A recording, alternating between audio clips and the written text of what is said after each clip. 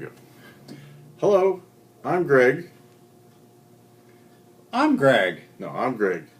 I'm Greg number 2. This is Greg number 1. And we're here to talk to you about our buddy, Lenny, Leonard, Lucky Leo, Leonardo, Robinski, Da Vinci, Robo, Robinson. or as we call it, the Big Stud. We're sorry we can't be there this weekend. We really wish we could be there. We miss it. But we wanted to say hello to everybody, and we were trying to think of a present to get or something else, and we just couldn't quite come up with it. So, We didn't want to pay for it, actually, is what it was. But so all the big entertainers or famous politicians, when they get older, the newscasters, they all have a pre-prepared pre-obituary. Now, they're not dead yet, but they're this close to it, so that when someone dies, they can just put this on, add a little bit extra, and go right and put it. So. And we thought that was perfectly appropriate for this birthday for you, Lenny. After all, when you turn 60, today is the first day of the last part of your life. 60 years. It's just a number.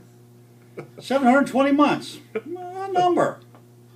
3,120 weeks. It's just a number, Lenny. 21,840 days. But it's just a number. 524,160 hours. Now that's a number. That's a number.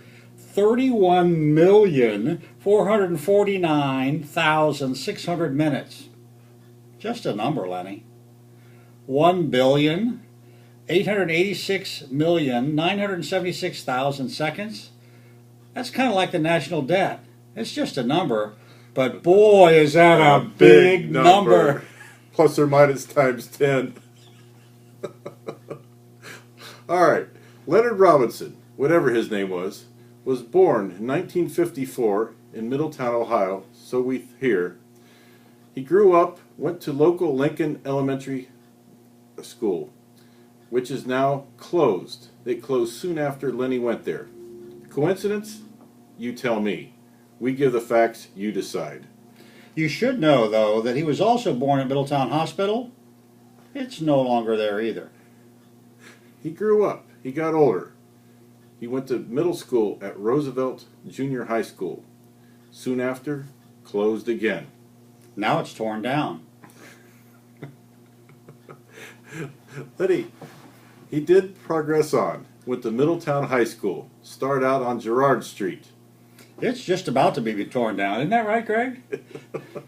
Good riddance. Another coincidence. He did graduate, though. Went to Otterbein. He says he played football for Otterbein. We think he was in the band. He did research. He said he had 2 concussions. He just doesn't remember much. That explains a lot. We went to Otterbein, did some investigative reporting. There's no record of him ever being there. Lenny moved on from there, came back home, came to Middletown. Went into business with his father. And they had the greatest way for... Lenny's dad was really a pioneer and a giant in the field of real estate. And Lenny and he had a great way of passing all that knowledge on by discussing it and discussing it and discussing it and discussing it and discussing it. I'm sure that his mom remembers the meetings we sat through the discussions. And in any event, it turned Lenny into a very knowledgeable real estate man. And he went on. He moved on, and one of the high points of his career was forming the Monroe Outlet Mall. He put it right between a prison and a Rosito. That was a good use of real estate. Who else would do that but a real estate developer? And among his real estate ventures, Greg number 1 went with him to Atlantic City one time. That's now torn down too, isn't it? It's almost closed. And Lenny may never have told his mother about his dangerous driving exploits coming back from New York City, but I'll leave that up to him. He's old enough now. Yeah. What was your highest speed you got, Lenny, driving? 58. Almost your age. Oh, Lenny survived that. Continued on in real estate. But he did have a lot of other varied interests. Varied is, I'm being kind here. One of them was he owned the local putt-putt. Putt-putt? What? Putt-putt. Oh, putt-putt. Now, putt-putt did well, He involved his son in the venture, but Putt-Putt now, surprisingly, is closed. Although Lenny did take it and turn it into a wildlife reservoir and also a shelter for the homeless, which I think is very nice. Do you think that gorilla's still there on that land? Are we talking about Lenny? Lenny had other interests. He played poker. Some people say he played it very poorly. Some other people say he played it terribly poorly. There was never a hand he couldn't lose. Doubles he bet. These verbal discussions he had with his father, though, gave him a later career in announcing. He took this and did Middletown High School basketball and football games. He was following his all-time mentor, Bob Euchre, which he learned an awful lot from. And he had that one device that supposedly replaced an entire sound truck. It reminded me of Uncle Al's accordion. I don't know if you ever saw it. Could come in from, he's probably still got it, I bet. Yeah, but he always told me he thought Aunt Wendy was hot. Uh-oh. Or Captain Wendy, excuse me. Captain Wendy. He went from there, kind of had some money problems for a while, so he drifted from reffing jobs here and there and umping jobs. Not humping. I'm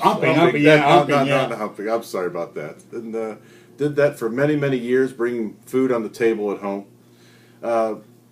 To more recently, his last employment, he's now Vice President of Operations and Human Resources for Cindy Lou's Barbecue. So far, this is still in existence and doing quite well. Wow, I wonder how he got that job. That's one. So this ends the time up to now. Lenny, though, he's still living, but when he does die, he'll be survived by his mother, Jane, who continues to be proud of him for reasons we don't know. Only a mother could understand. He has 3 sons, which he spends a lot of time enjoying, observing, talking about.